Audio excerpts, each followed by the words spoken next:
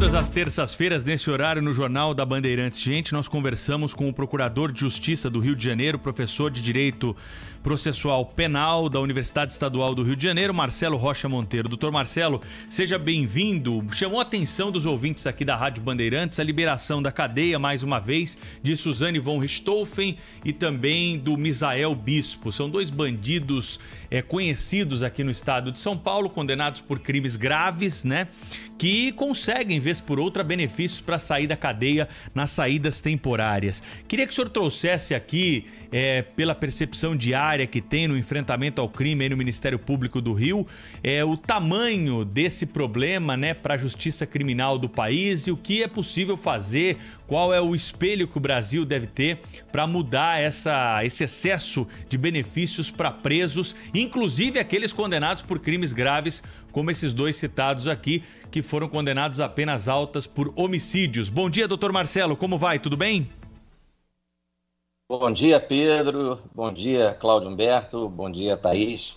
Uma satisfação participar novamente com vocês aqui do jornal. Se vocês me permitirem, eu quero usar como exemplo, né, do que causa esse tipo de legislação permissiva que concede tantos benefícios ao mesmo preso, repetidas vezes, um caso que vocês devem lembrar de uma mãe que foi morta na porta do Colégio Dom Bosco, em Porto Alegre, em 2016. Ela estava com a filha de 17 anos dentro do carro, esperando o filho sair da escola para levá-lo para casa, e ela foi morta com um tiro na cabeça por um assaltante que fazia parte de um trio, né, que vinha fazendo um arrastão, assaltando vários carros há mais de meia hora. Né? E ela morreu ali na porta da escola, e um dos indivíduos, né, Tiago Oliveira da Silva, que foi exatamente o que atirou na Cristine Fagundes, né, o nome da mãe que morreu, ele tinha, em 2003, isso foi em 2016, né, ele tinha uma passagem por roubo na infância e juventude, ele era menor ainda. Em 2005, um dia antes de completar 19 anos, ele assaltou um grupo de estudantes em Porto Alegre e feriu a tiro um deles. Né?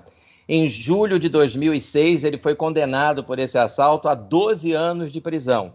Depois a pena foi reduzida para 10 anos e 9 meses. 10 anos e 9 meses. Condenação de 2006. Em 15 de maio de 2007, no ano seguinte, ele foi condenado a 10 anos.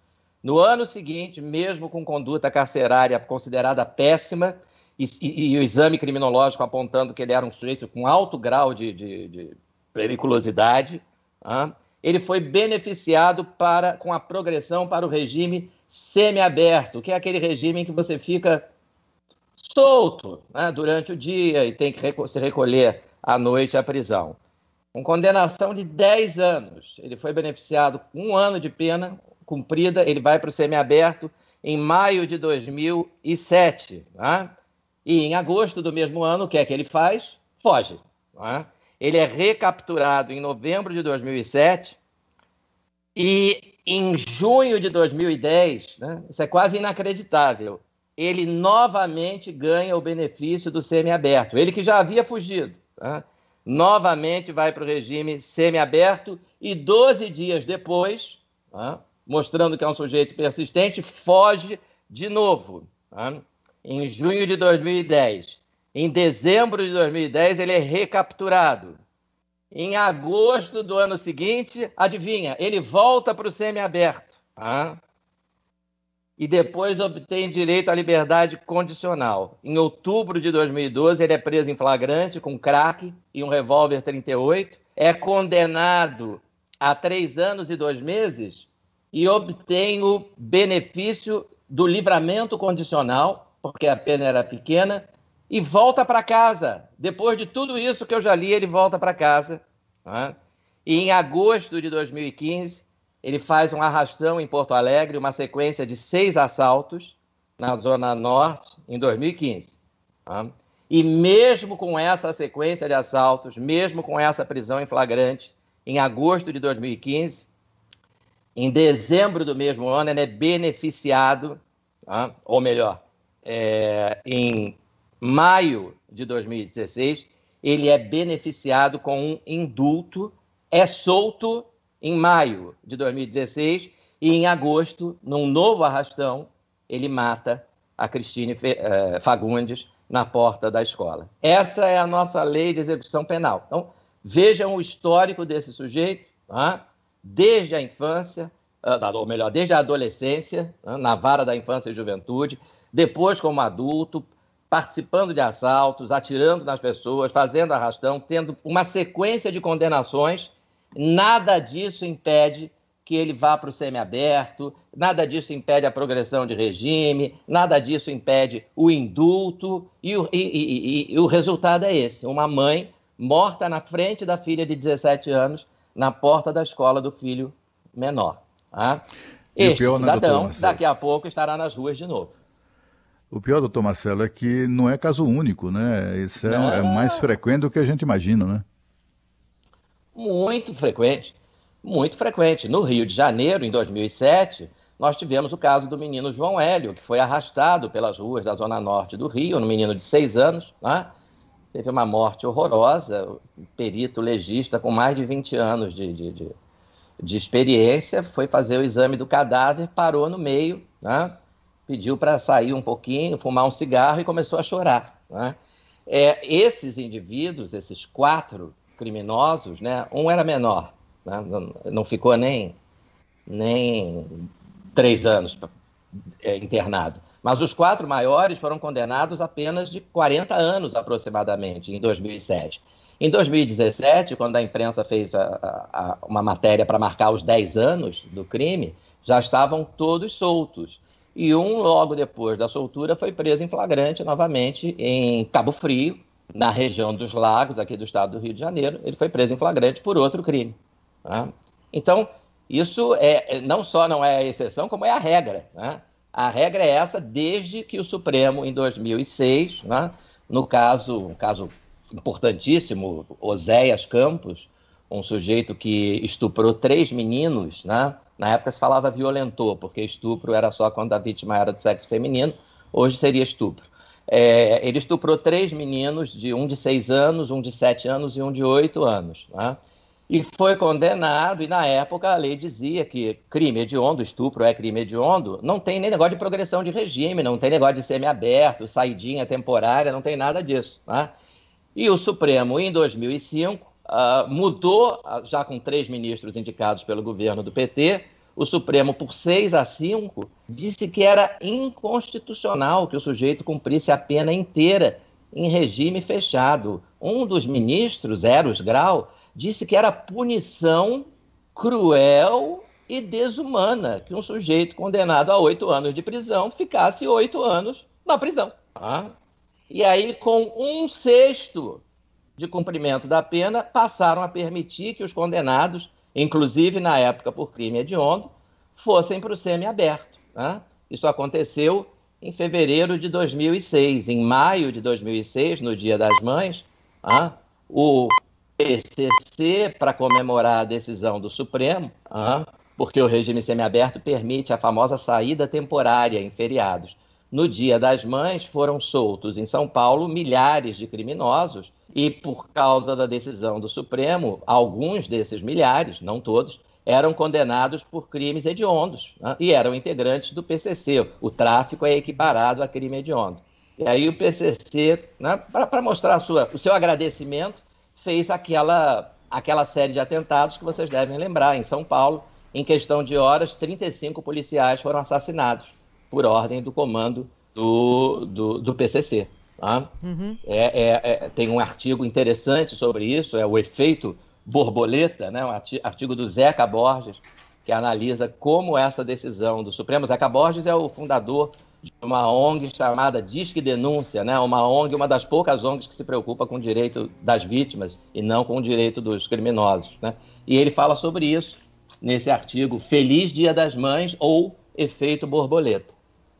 Dr. Marcelo Rocha Monteiro, Procurador de Justiça do Rio, professor de Direito da UERJ, que está com a gente aqui ao vivo todas as terças-feiras no Jornal Gente. E aí eu queria lhe perguntar o seguinte, doutor Marcelo, esses exemplos que o senhor dá que beiram o absurdo, e a gente fica pensando, não é? Não só na ponta final da violência, do dano para a vítima, mas do quanto também se consome de energia no Estado para prender, soltar, julga, condena, prende, só. É uma loucura isso. Isso é por causa da lei ou da aplicação da lei?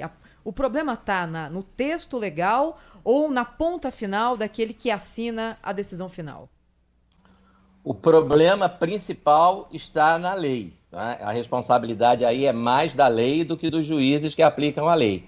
Mas há juízes que conseguem piorar essa situação, não é? e fazer uma interpretação ainda mais benevolente. Não é? Então, por exemplo, no caso da execução penal, você tem juízes que condenam um sujeito por roubo à mão armada, né, a cumprir pena em regime inicialmente semiaberto. Ele nem começa a cumprir pena no regime fechado. Porque a lei permite isso, né? Quando a pena é inferior a 8 anos, o sujeito pode começar no regime semiaberto, mas o juiz tem que avaliar o grau de periculosidade. O sujeito foi condenado por roubo à mão armada, ele colocou a arma na cabeça de uma pessoa. Podia ter apertado o gatilho e a pessoa ter morrido, como essa mãe na porta do colégio em Porto Alegre. Aí o juiz já coloca o sujeito, alguns juízes, né? Não todos, colocam o sujeito para começar a cumprir pena no semiaberto, que é ficar na rua durante o dia e só voltar para a prisão à noite. E aí tem uma capital no país, que é Porto Alegre, em que os juízes da execução dizem o seguinte: mas olha, está sem vaga no regime semiaberto, as vagas estão esgotadas. Então o senhor faz o seguinte, vai para casa mesmo. Tá? O sujeito é condenado por roubo à mão armada e vai, aspas, cumprir a pena em casa, que é uma expressão que eu acho curiosíssima, né? Só no Brasil, cumprir a pena em casa significa não cumprir pena alguma. Né? Então, claro. Isso num sujeito que... Né? Eu dou sempre o exemplo do roubo, porque o roubo é o crime, o assalto, né, como o leigo diz, é o crime que assombra, né, o brasileiro, porque nós temos aqui, só nas capitais, nas 27 capitais mais Brasília, em 2016 foram 1.850.000 roubos registrados. Se o Brasil tivesse só as capitais, né, não tivesse Niterói, Londrina, Maringá, Duque de Caxias, Nova Iguaçu, um monte de cidade grande que não é capital, só se fosse, nós teríamos 2 milhões de roubos por ano, dá mais ou menos 3 roubos por minuto, a maioria é mão armada. Tá? E essa foi a nossa realidade até 2018. O sujeito era condenado a 5 anos e 4 meses, cumpria um sexto, 10 meses e 15 dias, e voltava para a rua. Agora cumpre um pouquinho mais, cumpre 2 anos e meio. Né? Mas o sujeito que colocou uma arma na sua cabeça fica preso 10 meses e 15 dias, volta para a rua e volta a assaltar, como esse caso de Porto Alegre. Né? Vai voltar a cometer roubo e, num dado momento, ele puxa o gatilho e o que era um roubo vira um latrocínio, que é o roubo com morte. Né? Doutor Marcelo, mais Marcelo, uma vida perdida. para a gente finalizar a tua participação hoje aqui no Jornal Gente, há alguma luz no fim do túnel? O senhor que acompanha aí essas questões ligadas à legislação, tem algum projeto de lei, tem algum mecanismo que está sendo discutido que pode mudar esse quadro aí no curto prazo? Nós tivemos um pequeno avanço, a meu ver, muito modesto, no pacote anticrime, no que se refere à lei de execução penal, né? Ainda muito modesto. No caso do roubo à mão armada, por exemplo, o sujeito agora, em vez de cumprir um sexto e voltar para a rua, ele vai cumprir 2/5. Né? Quer dizer, então, em vez de cumprir 10 meses, ele cumpre 2 anos e meio, mais um pouquinho. Né? Mas ainda é muito tímido. Nós precisamos, a meu ver, né, acabar com a progressão de regime. A progressão de regime é um instituto que existe em talvez 1 dúzia de países. Né? Na maior parte dos países não se sabe sequer o que é isso. O sujeito foi condenado a 6 anos e 8 meses por um roubo à mão armada, ele vai cumprir essa pena num estabelecimento prisional de regime fechado. Ou seja, dizer que ele vai cumprir a pena em regime fechado é dizer que ele vai cumprir a pena do lado de dentro da prisão, né? Que me parece que é o normal, né? Que a pena de prisão seja cumprida do lado de dentro. E não passeando pelas ruas durante o dia, saindo nos feriados. Né? Então, acho que o importante é que o Congresso se mobilize para acabar com a progressão de regime e manter apenas, que é da tradição do nosso direito e de todos os países do mundo, o livramento condicional, mas com pelo menos 2/3 da pena cumprida. Né? Eu acho que o caminho tem que ser esse. Então, Marcelo, eu tenho uma questão final, que é o seguinte: a Polícia Civil do Rio de Janeiro decidiu estabelecer sigilo, né, segredo, sobre aquela operação no Jacarezinho em que a polícia foi surpreendida, né, com a força bélica, digamos assim, dos bandidos, e o tiroteio resultou em 20 e tantos mortos, inclusive um policial. O senhor poderia explicar para os nossos ouvintes a que se deve o estabelecimento de um período de segredo ou de sigilo em torno de uma operação como essa? O artigo 20 do Código de Processo Penal, ele prevê o sigilo do inquérito, né? Então, as investigações, se a autoridade policial entender que é necessário, e foi certamente o que aconteceu, ela pode estabelecer o sigilo, não é? É diferente do processo. O processo, depois, né, é em regra público, mas o inquérito, que é a investigação que normalmente antecede um processo, pode, em alguns casos, precisa ser sigiloso. Então, eu não tenho como dar aqui, por razões óbvias, maiores detalhes, mas o que eu posso dizer é que tem amparo legal para isso no artigo 20 do Código de Processo Penal. Dr. Marcelo Rocha Monteiro, que é procurador de Justiça do Rio de Janeiro, professor de Direito Processual Penal da Universidade Estadual do Rio, conversou conosco mais uma vez aqui na Rádio Bandeirantes. Até a semana que vem, doutor Marcelo. Boa semana. Um abraço, até logo.